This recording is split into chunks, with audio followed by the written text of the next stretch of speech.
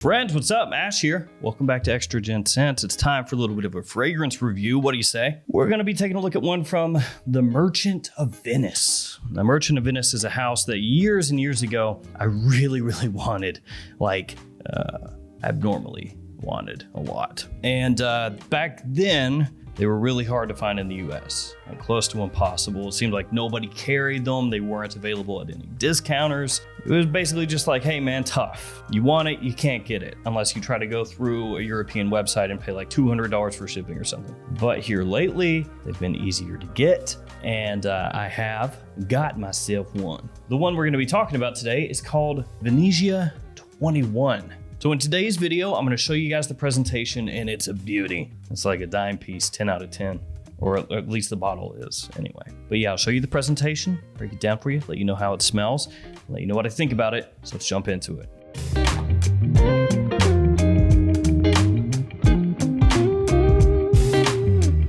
And this bad boy right here I got from maxaroma.com. I actually saw that they started carrying the Merchant of Venice. And you know what that means? If you shop there, use the code GENTS10. That's what that means. Save yourself 10%. Max Aroma have been killing it lately. Started off as a discounter, and they still do have discounted fragrances on there. But lately, they've just been taking on all kinds of niche and indie brands. A lot of stuff that I'm interested in. And I did get in a nice haul, Primo Radical, just a little bit ago. So I'm going to be talking about some new niche fragrances, new to me anyway. Let's go ahead and check out the presentation though. And as always, I've got it linked in the description in case you want to check it out, or any of the other Merchant of Venice fragrances. This one runs you $305 US. So this is the slip cover. And for purposes of keeping this video moving, I'm not going to put it back on the box because it was kind of hard to get off. You've got the name of the fragrance, name of the house, the notes, and the size right there on the front. On one side of the slip cover, you got a little information on the brand itself and a little baby QR code down there at the bottom. On the other side, you have the ingredients, and then on the back, info on the fragrance itself. The gold of saffron illuminates the oriental and spicy notes of cinnamon powder and crunchy pralines. The inlays of the finest woods bring their superb trail and recall the scent of a forested sunset. And here we got the box. So you have there on the front, name of the house. You have that this is an exclusive as well. A little compass design up on top. And on the bottom, you have a warning. Box opens up like so, has this nice little design here, and you open this flap up, and then you have a little bit of information about the collection that this fragrance belongs to, and the bottle sits right inside there.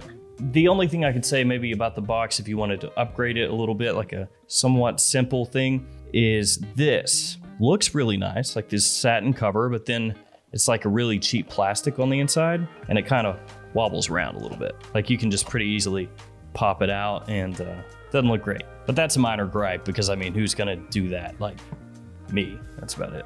Bottle time. Whew. Looks good. Love the design. That gold and blue look is nice. You have this little thin metallic piece that hangs down with the name of the fragrance on it. You got the name of the house right there across the collar. The cap, nice and heavy, clicks into place. Got a little sticker on the bottom with your badge code 2207095A. And you know what time it is. It's that time that always comes around when we're talking about fragrances. Pull out a tester strip, go ahead and spray it on. Atomizer is okay, does the job. It's nothing crazy, not pressurized, but it's okay. Tell you what, this stuff smells awesome. I love it. Oh, great. Really good for fall and winter time.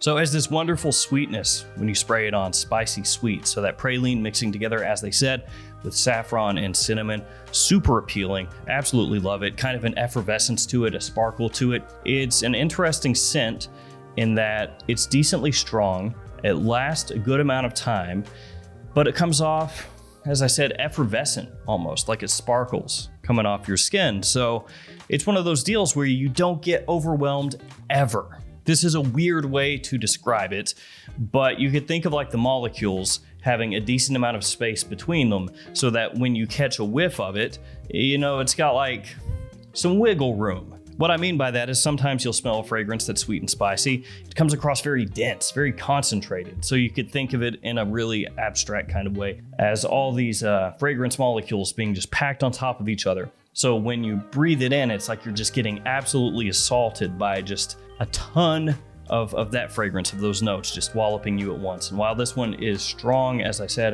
it lasts a long time. When you catch a whiff of it, it's not cloying. It doesn't bash you over the head. It has this lightness to it, while at the same time sticking around and projecting pretty well. So I find that very interesting and actually super appealing, very appealing, because it gives me more wearability, gives me more versatility with the fragrance. I don't have to like think as much about where I'm going, how many sprays I'm doing, who I'm gonna be around, all that stuff. Where if you have a really strong fragrance, maybe you start second guessing yourself and you're like, do I really need to hit myself with that like 5th spray? Is that gonna be the spray that does me in? You know, it's gonna be too much.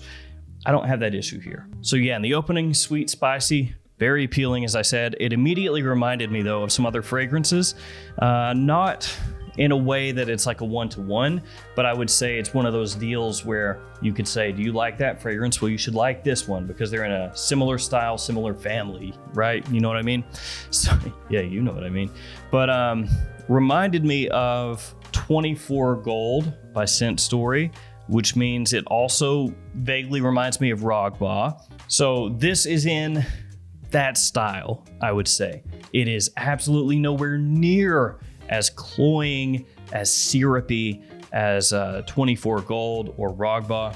Much, much, much more elegant than those. Much more obviously high quality fragrance as well. And as it dries down, it takes on this woodiness and this patchouli that is gonna give it like a slight woody, earthy tinge. Little incense in there as well, faint wafts of smoke that come through as you hit the mid and the dry down. You don't really pick it up initially. Initially, it's all about that sweet, warm spiciness. And while the sweetness does step back as it dries down, it doesn't fully go away because there's vanilla down there in the base of the fragrance, and you pick that up as well. But this is more like that somewhat dusty vanilla. You know, it's not leaning into a syrupy type vanilla. And so those similarities that it has to Rogba 24 Gold, those dissipate the longer it stays on your skin. And once you hit the dry down, it's a completely different animal. So I guess I would double back on what I said before, and I would say if you like those fragrances a lot, then the opening of this fragrance you should like, because it's in that style. You know, it's that type of scent. Little ambery, sweet, spicy goodness, like a faint gourmand edge to it, almost edible at times, but it doesn't go full bore gourmand, especially as it dries. Once it dries, like I said, completely different thing. Dusty vanilla, hint of smoke, patchouli woods. But man, does it smell good the whole way through. Like, this stuff is so wearable. As I said, the quality is there. The versatility, at least in cool weather for me, is there. Bottle looks beautiful. Like, this is just one of those ones where you feel glad to own it. You feel happy to wear it, you know? I mean, it is a little bit pricey. $305 is not a cheap niche fragrance.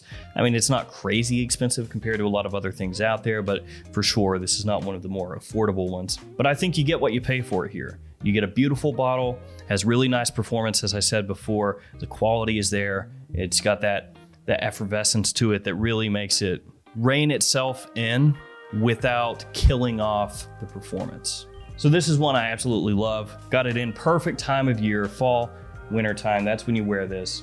I think between daytime, nighttime use, kind of split the difference, either one. For me though, this one, great fragrance. Glad to dive into the house a little bit more. I did get one more from the house that I haven't opened up yet. Trying to decide whether to do that as a first impression and just like crack it open and smell it for the first time on camera, or just go ahead and start wearing it and then review it like I did this one. But there we go. This one is a fragrance that I absolutely love wearing, and I've been just busting it out here the past 3-4 days, wearing it every day. If you've smelled that, let me know what you think about it in the comments below. And if there are any other fragrances from the Merchant of Venice that I have not smelled that you think I should or that I need to, drop those in the comments, and I'll see what you guys say. And if there's like one that's overwhelmingly wanted to be reviewed, I'll go ahead and pick it up. Thank you guys for hanging with me. Stay safe out there. I'll see you again tomorrow with another fragrance video. Probably, since this is the extra channel, maybe not, but maybe. Stay safe out there. I'll see you guys later.